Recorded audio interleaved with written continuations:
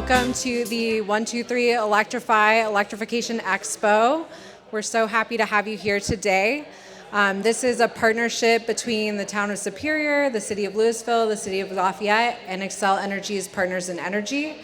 This is the third part of our series focusing on purchasing. Hi everyone, I'm Elizabeth. I work for the city of Lafayette, and I am so excited that you're here at this event. I did want to share some bits and pieces of what you can see here today. So if you're interested in electrifying your home, you will find the experts here in the room. Again, it's a no-sale pressured environment. So this is purely educational. So if you are looking to add a heat pump or an electric water heater, the individuals in this room are the individuals you want to talk to.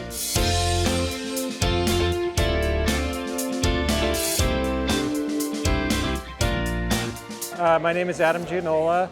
I'm a Lafayette resident and a member of the Sustainability and Resilience Advisory Committee. And I'm here today on behalf of the committee and the city to talk about my electrification experience. So I've been doing kind of a piecemeal electrification process at home. So started with solar panels, years and years ago. And that system has been operating well. I have then added an EV to my home, so and a charger. So then I'm, hoping to be driving on solar power. I've also been working on other electrification aspects, so replacing the range in the kitchen with an induction range. That's been a great addition to the home. We're also working to install a heat pump water heater this summer. We're here just sharing what our experience was, the kinds of contractors that we've worked with, the issues that we've run into, and how we've navigated rebates and contractors, kind of all the little things that you don't think about when you're doing this process.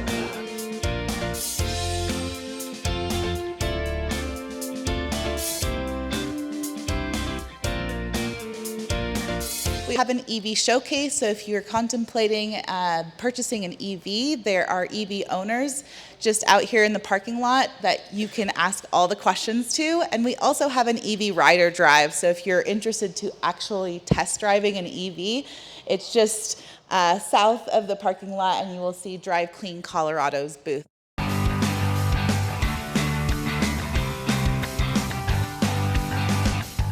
My name's Jenny. I am here because I've been driving a 15-year-old Toyota hybrid Camry for 15 years, and I know that within the next year or two I'm going to need to buy another car, and I would like it to be either an EV or a plug-in hybrid EV. So I came here to really ask a lot of questions, and I got to speak with a number of car owners who already have these things and pick their brains about what they like and what they don't like and what's advantageous and what's a problem. So this was really useful.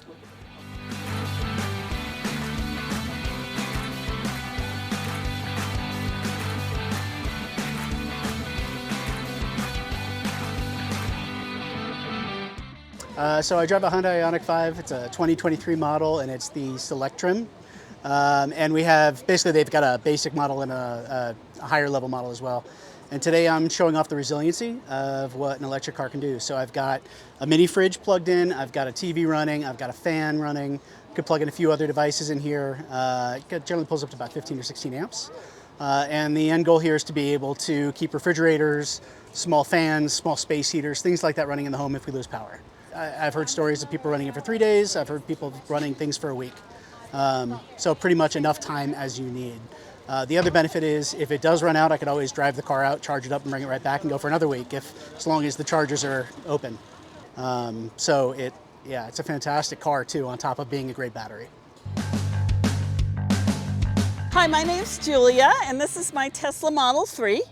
And people do not realize in Colorado how insane the incentives are. So if you get an ID4, which is the cheapest EV that you can get with the full federal tax credit. So it starts at almost $40,000. If you get all the incentives, you can get it for less than $16,000. So for $15,735. Now, that is cheaper than any gas car you can get. So the cheapest gas car is the Mitsubishi Mirage, which is $17,000. So it's already cheaper than any gas car you can get. But wait, there's more. You're going to save about I guess I want to say the monthly payment to that would be $260 per month. But you're going to be saving about $25 a month on maintenance. So you can basically take that $25, put it towards your car payment, and then you're down to only $235 per month. But wait, there's more.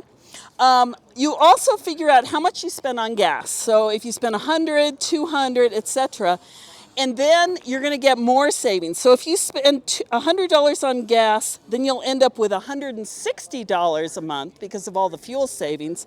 If you spend $200 a month, it'll be $85 a month. And if you spend $400, you're going to end up with $65 extra money. So basically you can take your gas car, you can push it off a cliff, which would be kind of fun, and you can end up with a brand new car and $65 of pizza money.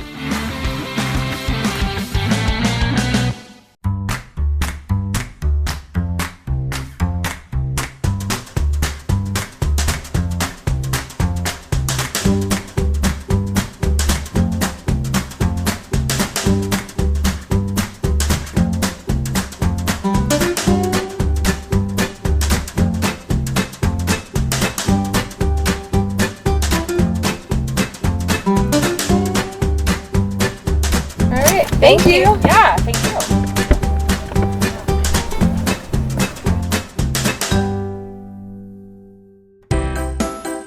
To have Andrew Forlines come up and do a cooking demo. So there'll be an induction cooking demo.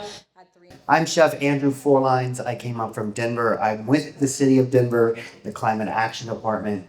These are a great way to get started with playing with induction to see if it's right for your next large-scale appliance in your home kitchen. If you want to do a range or a cooktop in that. These are about $80 to $100 for a single burner and just a regular outlet. So 110 power, we're able to get full induction capabilities. And I've had this melted chocolate on the low setting for about 2 hours now, melted and not scorching. So it's really, chocolate can burn very easily, but induction can have such a low heat output, consistent heat output, that we can melt that chocolate without scorching it. And what I want to show here is our pot of water. We'll plug this in. So now as that comes to a boil, it's going to come very quickly to a boil, much faster than gas, because it's on induction. Now induction is using an electromagnetic energy field to create heat in the metal itself. So it doesn't get going red hot like a glass top or electric coil stove that we're used to. Those get really hot and then transfer the heat up. This, if we move the cookware off, it would automatically shut off. So it's safer in that we can't turn it on without cookware, and if the cookware comes off, it'll turn off automatically. A lot of them have a thermostat inside that if it gets too hot, it'll automatically shut off. So say an emergency pulls me away and it gets too hot, it's going to go and just shut off automatically because it says this isn't cooking, this is burning. So you actually get more heat from an induction burner or induction stove than you do gas in the home. So this is coming to a boil quickly here, and I'm going to turn it down to show you how responsive it is. Now the gas burners, you can turn them off and the flame is off right away. There's some residual heat left in the grate. Electric burners, you turn them off and that glowing rod is going to stay hot. That coil stays hot for a long time. So you usually have to move the cookware off of that burner to stop the cooking process. Whereas with induction, it's going to be responsive so that when we turn it off, it stops cooking right away. So you see that boil stopped very quickly. So it's very responsive. It's also powerful. It's also consistent heat. So that means every time I use the power setting 1, 2, 3, that same amount of energy is going to come out, not on and off, but constantly. So we have a constant flow of energy, constant heat output that doesn't fluctuate like electric on and off, and is as responsive as gas and has more heat output than gas. Okay, what I want to show here is that we can actually put something in between, but you can put a towel. And as long as the magnetic energy can reach the pot, as long as it senses it's there, it's still going to cook. So this is to demonstrate that we're not using a chain reaction of heat. We're actually creating the heat in the cookware itself. The metal is going to generate that heat through friction, which goes to the question a lot of people have is, does the cookware have to be induction capable? And it just has to be compatible in that it has to be magnetic material. So any ferrous metal, iron, cast iron works really well. A lot of stainless steel is going to work. Aluminum and copper do not work on induction, nor do ceramics or glass. So if you want to check your cookware at home, just take a magnet. If the magnet sticks to the cookware, it's going to work. And I always encourage people to get one of these individual burners to start with. Your education and your experimenting with induction, you can try those out. Boulder County here does have a lender program, so they will lend out a single burner just like similar to this one for 2 weeks for residents who want to try it out before they buy induction at home. They can try a burner. So it's really been a pleasure being here. I love to teach people about the induction and the different cooking technologies we have. All right, bye. I came here, I'm a member of ACES group, the Environmental Sustainability Group for the town of Superior. But I ended up looking around and talking to all the different tables, so I ended up learning a lot more information than I disseminated. I've been thinking about electrifying my house for a long time, putting solar panels and electrifying. It makes sense, environmentally, but I think in the long run financially as well. I'm going to try these technologies out. I'm going to get the quotes so I can be a more, I'm ambassador essentially for all these new technologies, and I'll put them in my house. I'll show them to my neighbors and so on. So I plan to become an advocate by doing it, and not just talking about it, but by doing it, and I can share the resources that I've been exposed to. 98% of the cooking I do is on one burner.